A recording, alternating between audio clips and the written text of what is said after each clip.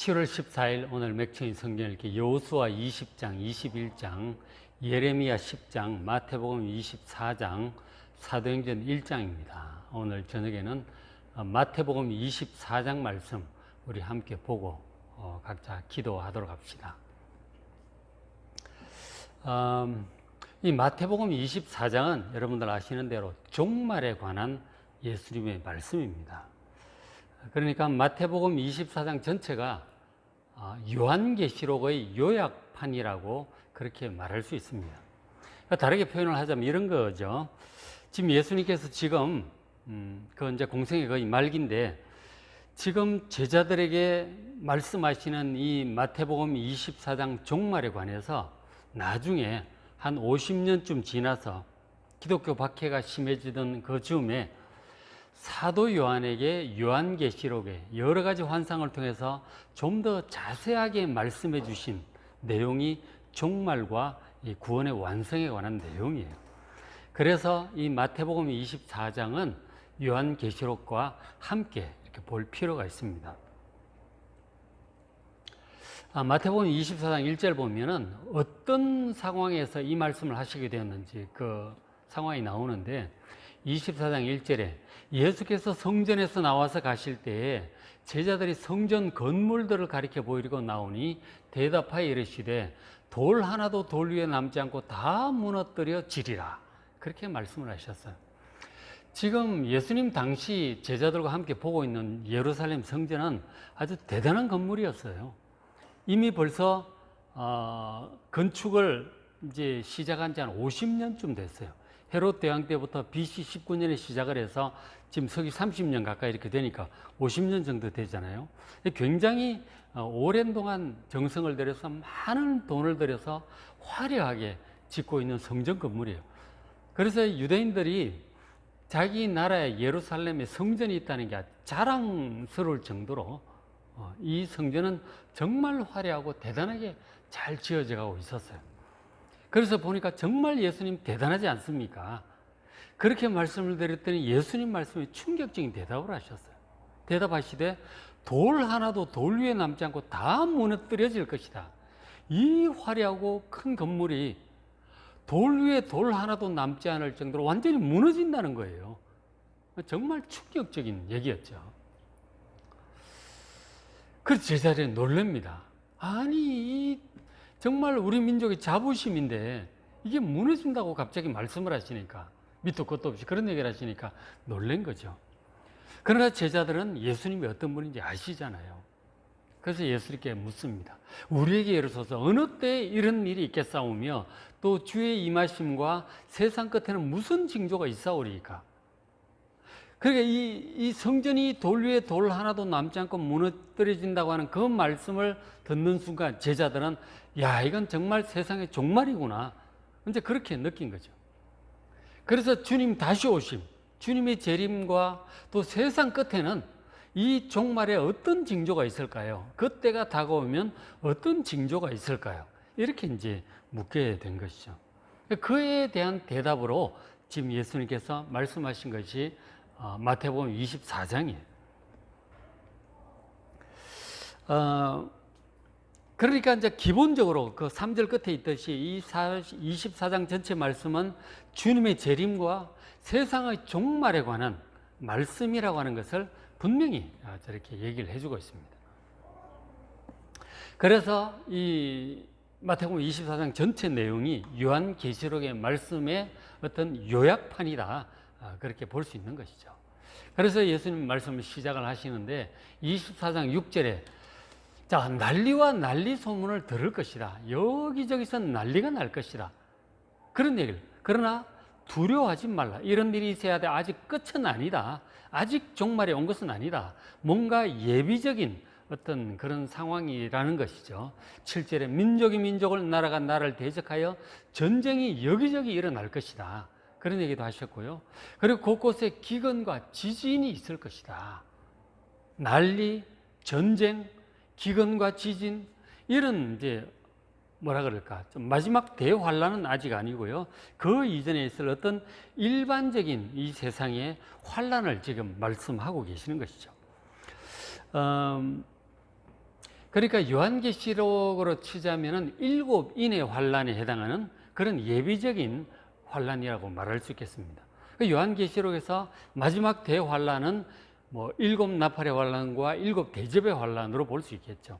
그 앞에 7인의 환란은 어떤 예비적인 환란으로 볼 수 있을 것입니다. 지금 마태복음 24장 6, 7, 8절에 말씀하는 저 난리, 전쟁, 기근과 지진, 이것은 7인에 해당하는 어떤 예비적인 그런 재난으로 볼 수 있을 것입니다.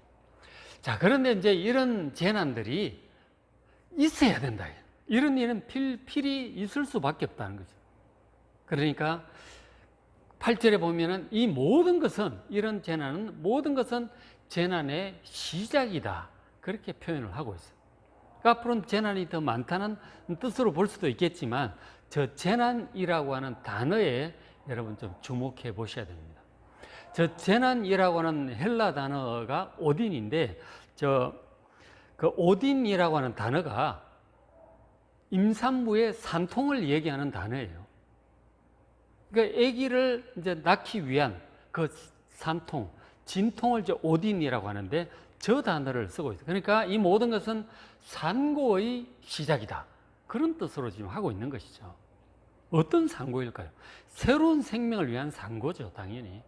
이 새로운 생명은 바로 영원한 하나님 나라 새하늘과 새 땅을 잉태하는 산고인 것입니다. 그래서 이런 재난들, 지금 마태복음 24장에 나오는, 더 말씀하시겠죠.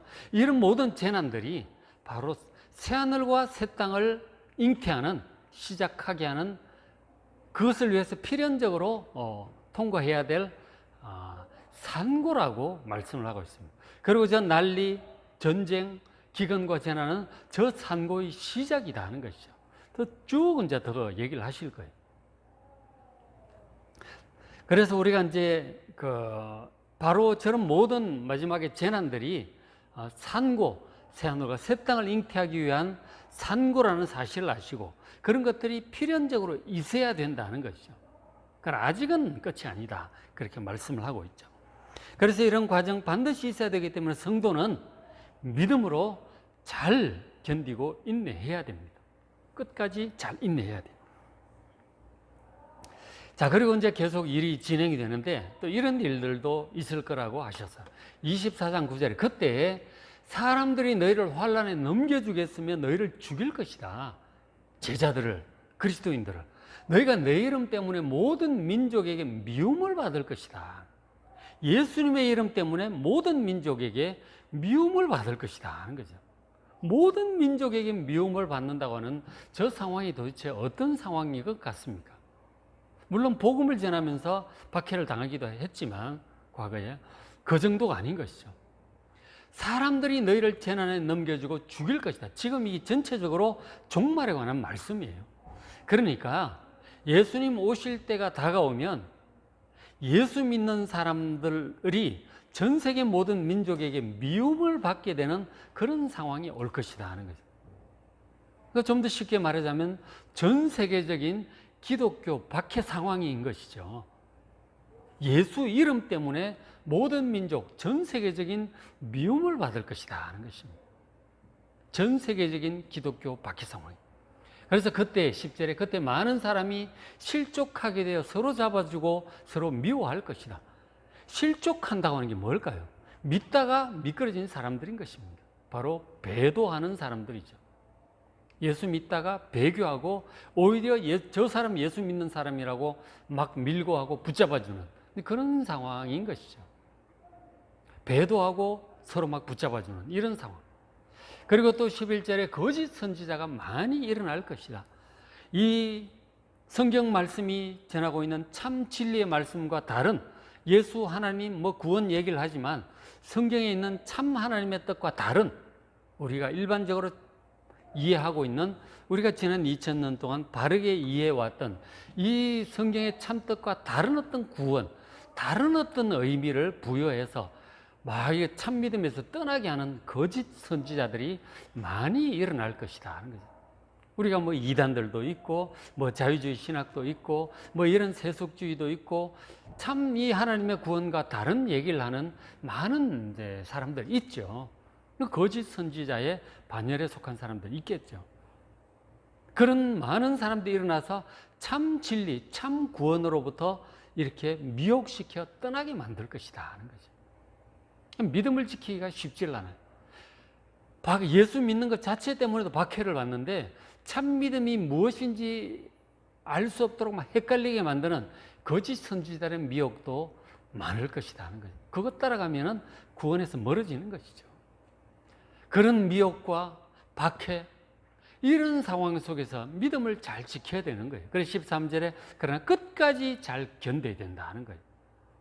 미혹되지도 말고 박해 굴복하지도 말고 배교하지도 말고 끝까지 견디는 자가 구원을 얻게 될 것을 아시길 바랍니다. 잘 견뎌야 된다. 진리에 굳게 서서 믿음을 지키고 잘 견뎌야 된다 하는 것이죠. 그리고 이제 또 예수님께서 이런 말씀을 하셨는데 24장 15절에 보시면 선지자 다니엘이 말한 바 멸망에 가증한 것이 거룩한 곳에 선 것을 보거든 그때 유대에 있는 자들은 산으로 도망할지어다. 이는 그때 큰 환란이 있을 것이다. 그렇게 말씀을 하셨어요. 그러니까 지금 예수님께서 다니엘서에 있는 말씀을 지금 인용을 하시는 거예요. 구체적인 내용이 다니엘서 9장 26절, 27절에 있는 그 말씀을 지금 인용하시는 거예요. 보면은 멸망의 가증한 것이 거룩한 곳에 설 것이다. 그런 예언의 말씀이 다니엘 9장 27절에 있어요. 그러니까 26절, 27절 보시면 다니엘서 9장 26, 27절에 보시면 장차 한 왕이 와서 성소를 무너뜨리고 멸망의 가증한 것을 세울 것이다. 거룩한 곳 성소에 세울 것이다. 그렇게 말씀을 하시는 거죠. 그게 이제 다니엘서 9장에 나와 있는 예언인데 그것을 지금 예수님이 친히 인용을 하시는 거죠. 그런 상황을 이제 지금 제자들에게 얘기를 하시는 거예요. 그런 상황이 올 것이다. 그러면은 빨리 너희들 산으로 도망하라. 그렇게 얘기를 하시는 거죠. 그때 큰 환란이 있을 것이다. 대환란이 있을 것이다. 얘기를 하신 거예요. 자, 저것이 이제 어떤 상황인지 좀 더 자세히 알려면 이제 다니엘서도 봐야 되는 거예요. 다니엘서에 있는 그 작은 뿔, 적그리스도에 관한 그 예언이 다니엘서에 많이 나와요. 그것을 자세히 봐야 되는데 간단히 설명을 드리면 다음에 다니엘서 볼 때 다 자세히 말씀을 드리죠. 그러니까 다니엘서에 보면은 그 이제 이 유대가 예루살렘이 멸망하고 역사의 진행에 대해서 말씀을 하잖아요. 내 그 큰 신상도 보고 내 제국이 잇따라 일어났다 무너질 것을 예언을 한단 말이에요. 거기에 이제 바사 제국, 그다음 무너질 처음에 바벨론 제국, 그다음에 무너질 바사 페르시아 제국, 알렉산더 제국, 로마 제국 이런 때 예언들이 쭉 나옵니다. 쭉 나오고 마지막 그 로마 제국 시대 때 주님께서 오실 그런 예언들이 쭉 나와 있어요. 그런데 그런 예언들을 쭉 하면서 중간에 작은 뿔에 대해서 예언을 해요. 작은 뿔에 대해서 예언을 하는데 이 작은 뿔이 어떤 존재냐면 그 성소를 파괴시키고 그 멸망에 가증한 것을 세울 어떤 그 아주 지독한 박해자가 나타날 것에 대한 예언을 다니엘이 하고 있는 거예요. 근데 그 사람이 구체적으로 누구냐면 다니엘 시대보다 한 몇백 년 더 지나서 예수님 오시기 전에 그러니까 BC 167년경이에요. BC 106, 예루살렘 멸망이 BC 586년이잖아요. 그 예수님 오시기 BC 176년이니까 예수님 오시기 한 176년 전이란 말이에요. 그때 이제 누가 있었느냐면 알렉산더 제국이 무너지고 4개 나라로 쪼개졌는데 그 하나가 이스라엘 쪽을 점령한 나라가 시리아예요. 시리아의 왕 안티오쿠스 에피파네스가 있었어요. 그 사람이 결국은 이 예루살렘을 점령하고 이 예루살렘에서 이 여호와 신앙을 완전히 없애버리려고 작정을 합니다. 그래서 성전에 매일 드리는 상번제도 못 드리게 하고 돼지를 잡아다가 번제단에 제사를 드리고 막 더럽히는 거죠. 그렇게 하고 그리고 막 그 제우스 신상을 성전에 세우고 정말 멸망에 가증한 것을 성전에 세워요. 그 사람에 대한 예언이에요. 그래서 이제 그 사람의 박해에 대한 것을 준비할 수 있도록 미리 다니엘을 통해서 예언을 하신 거죠. 그런 일이 있었어요. 그래서 이제 이스라엘 백성들도 어느 정도 알고 있었기 때문에 그렇게 박해를 당하다가 결국은 이제 반란을 일으키게 되는데, 저항을 해서 바로 마카비 형제가 저항을 일으킵니다. 그게 이제 외경에 보면 나와 있죠. 우리 공동번역 성경 그 신구약 사이에 마카비서라고 있어요. 거기에 보면은 그 내용이 나옵니다. 그래서 이 형제들 주도로 반란이 일으켜가지고 결국 시리아 세력을 완전히 몰아내고 성전을 다시 정결케 해요. 다 깨끗하게 하고 다 더러운 우상들 제거하고 다시 성전을 회복을 해요. 그 사건을 지금 다니엘이 예언을 한 거죠. 이 작은 뿔에 대해서 예언을 해요. 그러니까 예수님 그 사건에 대해서 지금 예수님이 언급을 하고 계시는 거예요. 언급을 하시면서 그것이 이제 이미 예수님마다 167년에 이루어졌는데 이제 또 그런 일이 또 있을 것이다 하는 거예요. 그런 일이 또 올 것이다 하는 거예요. 지금 예수님이 서기 30년인데 또 올 것이다. 그런 일이 있으면, 그러니까 성전이 다시 더럽혀질 것을 또 예언을 하시는 거예요. 이중적이죠. 그때 유대에 있는 자 산으로 도망하라고. 그야말로 서기 70년에 이 말 예루살렘의 멸망에 대해서 예수님께서 예고하고 계시는 거죠. 그것을 기억하면서 또 성전이 더럽혀질 것에 대해서 예언을. 실제로 그때로부터 40년 후에 로마 디도 장군에서 예루살렘 멸망 나오고 성전이 또 짓밟히고 더 돌 위에 돌 하나도 남지 않고 완전히 무너뜨려지게 돼요. 예수님께서 예언을 하고 계시는 거죠. 그러면서 동시에 예수님께서 또 마지막 때에 예수님의 재림의 때가 가까이 올 때 적그리스도에 의해서 이 바로 그 안티오코스 에피파네스와 같고, 그리고 서기 70년에 성전을 짓밟았던 디도 장군과 같은 그런 성전을 박해하고 그리스도인들을 박해할 이 적그리스도에 대해서 예수님께서 또 예고하고 계시는 거죠. 삼중적이에요. 그죠? BC 176년에 안티오코스 에피파네스의 성전 박해, 그리고 서기 70년 로마 디도 장군에 의한 성전 파괴, 그리고 마지막 적그리스도의 그리스도인 박해를 지금 동시에 다 예수님 말씀을 하고 계시는 거예요. 왜냐하면 저 말씀 자체가 종말과 재림에 관한 말씀이잖아요. 그리고 다니엘을 언급을 하셨잖아요. 삼중적인 거예요. 근데 이제 그 22절에 그 날들을 감하지 아니하면 모든 육체가 구원을 얻지 못할 것입니다. 그러나 택하신 자들, 하나님의 백성들을 위해서 그 날들을 감하실 것이다. 그래서 하나님의 백성들이 이길 수 있는 것이죠. 우리가 감당할 수 있을 만큼 주님께서 허락하시고 보호하실 것을 믿으시기 바랍니다. 너무 두려워 마시고 더 큰 권능을 갖고 계시는 주님을 믿으시길 바랍니다. 주님께서 보호하실 것입니다. 자, 이런 말씀도 하셨고요. 전 세계적인 기독교 박해 상황에서 저런 적그리스도의 출현에 대해서도 주님께서 말씀을 하셨어요. 그렇게도 말씀하셨고, 또 하나 중요한 예수님 하신 말씀 중에 하나가 24장 26절에 보면 예수님의 재림이 어떤 모습으로 이루어질 것인가에 대해서 말씀하셨어요. 예수님의 재림에 대해서는 요한계시록 19장이 예수님의 재림을 묘사하고 있어요. 예수님의 재림에 대해서 예수님 직접 얘기를 하셨는데 24장 26절에 그리스도가 광야에 있다 해도 나가지 말고 보라 골방에 있다 해도 믿지 말라 하는 거죠. 예수님이 중국에 재림했다, 한국에 재림했다, 어디 남미에 재림했다, 그런 얘기 믿지 말라 하는 거예요. 예수님이 그런 식으로 우리가 알지 못하는 사이에 어느 골방에 어느 지역에 비밀스럽게 그렇게 재림하지 않습니다. 지금 중국의 전능신교 같은 경우는 여자 재림 예수가 있다고 믿고 따르잖아요. 우리나라에도 재림 예수가 이미 여러 대 있어요. 이미 그 중에 죽은 사람도 있고 전부 엉터리죠. 근데 재림 예수님은 그런 식으로 우리가 알지 못하는 사이에 언제 왔는지 모르게 그렇게 오지 않는다는 거예요. 그리고 또 세대주의자들이 말하듯이 공중재림, 그것도 비밀재림이죠. 오셨는지 안 오셨는지 몰라. 공중에 비밀스럽게 재림하고 다만 사람들이 순식간에 휴거돼서 사라져버린다는 거예요. 그렇게 얘기를 합니다. 그리고 땅에서는 그냥 일상사가 또 돌아가요. 예수님 재림한지 안 한지 몰라. 비밀 재림이죠. 공중 재림은 비밀 재림. 그러다가 7년 후에 보이게 땅으로 내려오는 게 지상 재림이라고 그렇게 이중 재림을 얘기를 합니다. 세대주의자. 그러나 성경에 그런 비밀 재림은 없어요. 재림은 한 번이고 확실한 공개 재림이에요. 지금 예수님 말씀 속에 어디 7년 그렇게 공중 재림, 지상 재림, 이중 재림 얘기를 합니까? 공중 비밀 재림 얘기를 어디 하세요? 그런 거 없습니다. 재림은 한 번 공개 재림이에요. 27절에 예수님 당신의 재림에 대해 직접 얘기하시기를 번개가 동편에서 나서 서편까지 번쩍인 같이 인자의 임함도 그러할 것이다. 우리가 번개 칠 때 하늘이 번쩍하잖아요. 모두가 다 봅니다.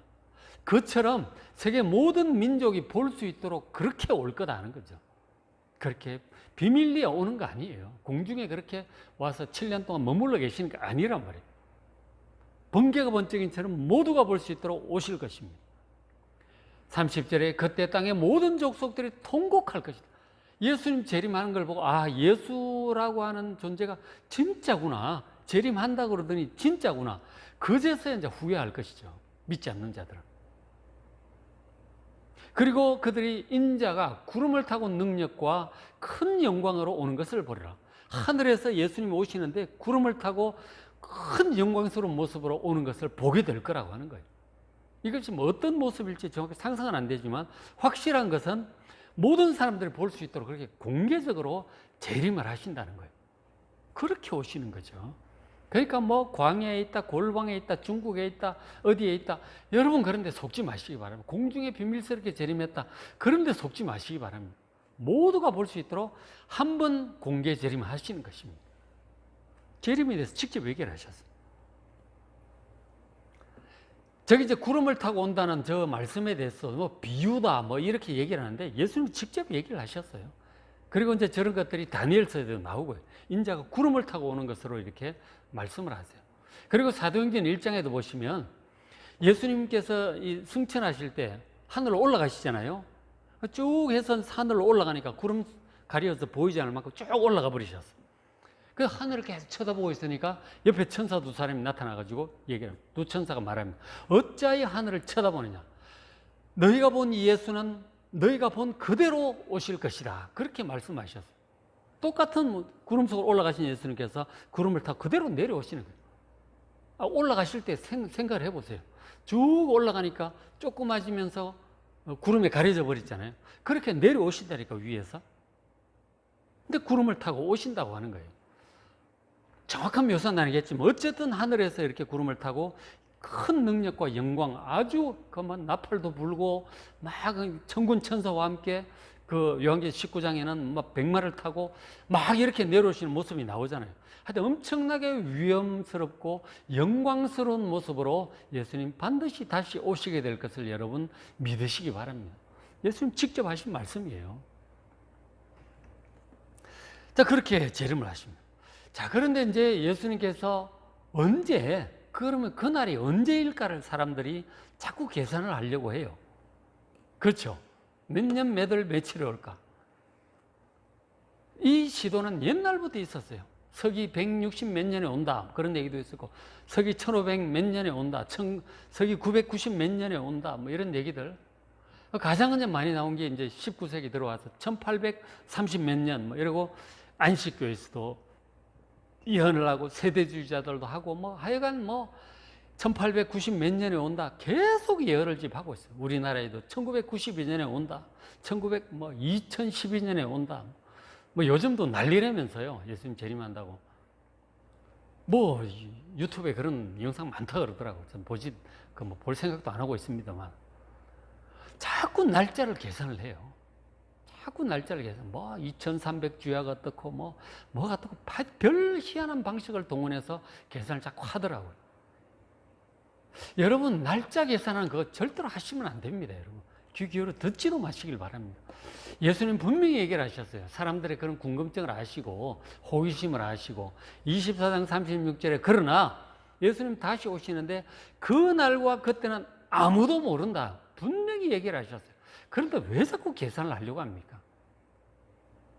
아무도 모른다고 그러시잖아요. 하늘의 천사들 아무도 모르고 아들도 예수님도 모른다는 거예요. 그런데 누가 안 되는 거예요? 예수님도 모르신다는, 오직 아버지만 아시느니라는 거죠. 저게 무슨 뜻인지 아세요, 여러분? 아버지만 아신다는 뜻이. 그러니까 날짜가 딱 정해져 있는데 하나님만 아는 비밀로 이렇게 감추어져 있다, 그런 뜻이 아니에요. 이것은 아버지의 절대 주권 결단의 날이라는 그런 뜻이에요. 저건 하나님께서 결단하는 그날이 그날이에요. 아버지께서 모든 상황을 보시고 하나님의 백성들의 구원 상황과 백성들의 죄악이 가득 찬 그런 상황과 심판의 때와 하나님을 대적하는 그런 것과 택하신 백성의 구원과 하여튼 모든 것을 다 고려하셔서 인류의 역사에 있던 진행과 다 보실 거 아니에요? 고려할 요소가 한두 가지겠어요? 모든 것을 고려하셔서 하나님 결단하시는 그때가 바로 그때인 것입니다. 그때 이제 맞춰서 주님도 오시고 다 일이 이루어지는 거죠. 그게 예수님도 모르신다고 하시는 거잖아요. 근데 누가 자꾸 몇 년, 몇 월, 며칠 얘기를 합니까? 있을 수 없는 얘기예요. 하나님의 주권을 넘보는 얘기라고요. 그런 얘기는. 생각도 하지 마시기 바랍니다. 그러니까 하나님의 주권이라니까. 예수님께서도 거긴 관여하지 않는 진짜 여호와 하나님, 아버지 하나님의 절대 주권이에요. 저거는. 절대로 여러분 그런데 현혹되지 마시기 바랍니다. 세대주의자들, 임박한 종말론자들 자꾸 뭐 다 됐다 연도 얘기하고, 우리는 그렇게 연도를 얘기하고 때를 얘기할 게 아니에요. 절대로 그렇게 할 일이 아니고 우리가 해야 될 태도는 무엇인가? 주님께서 분명히 얘기하십니다. 뭐 마태복음 24장 42절 보면 그러므로 깨어 있으라. 여러분 직접 보시면은 그 앞뒤 비유들이 있어요. 24장 그 한 3분의 2 정도에 어떤 일이 있을지 얘기하시고 뒤에 3분의 1쯤하고 25장 가면은 그 종말의 때를 대비하는 그리스도인의 태도에 대해서 말씀을 하셨어요. 7가지 비유가 쭉 나와요. 한번 쭉 보십시오. 그 전체적인 주님의 태도는 때가 언제쯤이니까 뭐 어떻게 하라 그런 얘기가 아니에요. 아무도 모르다 항상 깨어있으라고 하는 거예요. 주님의 말씀은 항상 깨어있으라는 얘기예요. 42절 그러므로 깨어있으라. 어느 날에 너희 주가 임할는지 너희가 알지 못함이니라. 깨어있으라고 항상 기다리고 언제 오더라도 딱 갈 수 있도록 준비하고 있으라고 하는 거죠. 그래서 뭐 열처녀 비유도 나오지만 뭐 하다가 뭐 기름 사러 갔다가 특사에 들어가기도 하고 졸다가 뭐 못 들어가기도 하고 그렇게 되면 안 되잖아요. 깨어 있어야 된다는 거죠. 도적이 어느 때 올지 모르니까 밤새 지키듯이 그런 식으로 지키고 있으라고 하는 거예요. 깨어 있으라. 어느 날 너희 주가 임할는지 너희가 알지 못한, 아무도 모른다 하는 거예요. 12제자도 모르는데 누가 안다고 그래요? 아무도 몰라요. 아무도 몰라. 그래서 44절 이러므로 너희도 준비하고 있어라. 깨어 있어라. 준비하고 있어라. 생각지 않은 때 생각보다 빨리 올 수도 있고 생각보다 늦게 올 수도 있는 거예요. 그런 얘기를 다 하셔요. 빨리 올 거라고 생각하고 조급하다가 진짜 기름은 준비 안 하고 뭐 등불만 갖고 너무 조급하게 생각했던 거죠. 좀 길게 봤으면 기름까지 준비를 했겠죠. 너무 조급하게 생각해요. 그 어떤 사람은 아직 한참 멀었을 거라고 생각하고 일은 안 하고 뭐 종들 패고 먹고 마시고 놀고 있다가 덜커덕 당하는 수도 있고요. 그 너무 이제 늦지막히 생각을 한 거죠. 둘 다 안 된다는 거죠. 너무 조급하게 임박한 종말론자들 막 조급하게 그랬어도 안 되고요. 그리고 너무 느긋하게 생각해가지고 밀어놓고 또 좀 더 놀다가 좀 더 일하다가 그렇게 해서도 안 되는 거죠. 언제든지 오셔도 아멘 주에 어서 오시옵소서 얼른 따라가게 그렇게 깨어있으라고 하는 것입니다. 그리고 깨어있다고 하는 것에 또 중요한 의미, 준비한다는 말에 중요한 의미 중에 하나는 그 주님 다시 오심을 간절히 바라는 거예요. 주님 다시 오심과 세상의 모든 눈물, 고통, 근심, 죽음이 없어질 그날, 새하늘과 새 땅이 그날 임할 그날을 간절히 소망하라고 하는 것입니다. 소망을 하셔야 돼요. 세상의 잠에 빠져서 노느라고 일에 바빠서 걱정, 근심 그러지 말고 주님 다시 오실 그날 항상 여러분 소망하십시오. 기도하면서 소망하십시오. 그날이 참 빨리 왔으면 좋겠다. 조급한 마음이 아니라 빨리 왔으면 좋겠다. 소망을 하는 것이죠. 참 더 이상 눈물도 고통도 죽음도 없는 그날, 사단도 무저갱에 갇히고 불못에 들어가고 영원히 주님과 함께 기쁨과 즐거움을 누리며 찬양하며 왕으로 다스릴 그날이 속히 왔으면 좋겠다. 그 소망을 항상 품고 살라고 하는 뜻이죠. 그것이 인생의 목표가 되어야 되고, 또 그곳에서 많은 상급을 얻고 높은 자가 되고, 그렇게 하려면 내가 이 남은 시간 어떻게 해야 될까? 그런 마음을 가지고 살라고 하는 것이죠. 그것이 끼어 있는 것이고 준비하는 것입니다. 뭐 날짜 계산하고 산에 올라가려고 그러지 말고요. 그렇죠? 하루하루를 아껴 써야 되는 거죠. 주님 다시 오실 때 내가 받을 상급이 많아야 되지 않겠어요? 그렇죠? 천국에서 큰 자가 되어야 되지 않겠습니까? 그렇게 할 수 있도록 내가 어떻게 해야 될까? 무엇을 해야 될까? 깨어서 준비하는 여러분 되시길 바랍니다. 마태복음 24장, 25장 정말 마지막 때를 주님 다시 오실 그날을 준비하는데 귀한 말씀들이에요. 잘 읽어보시길 바랍니다. 자, 오늘 맥힌 성경 여호수아 20장, 21장, 예레미야 10장, 예레미야서도 그렇잖아요. 지금 회개하라고 종말의 때가 다가오고 있다고. 그 당시 종말은 이제 바벨론에 의한 나라 멸망이에요. 회개해야 될 텐데 회개하지 않고 있다가 결국 이제 그런 종말을 맞이하게 돼요. 예레미야서도 일종의 종말론에 관한 말씀이에요. 한번 잘 보시기 바랍니다. 마태복음 24장, 사도행전 1장. 너희가 올라간 것을 보면 그대로 주님 다시 오실 것이다. 천사의 말이 저기 있어요. 사도행전 1장부터 새롭게 시작하는 이 신약 후반부 또 한번 잘 읽어보시길 바랍니다. 여러분 말씀 직접 읽으시고 또 찬송도 좀 하시고 기도하는 귀한 시간 가지시길 바랍니다.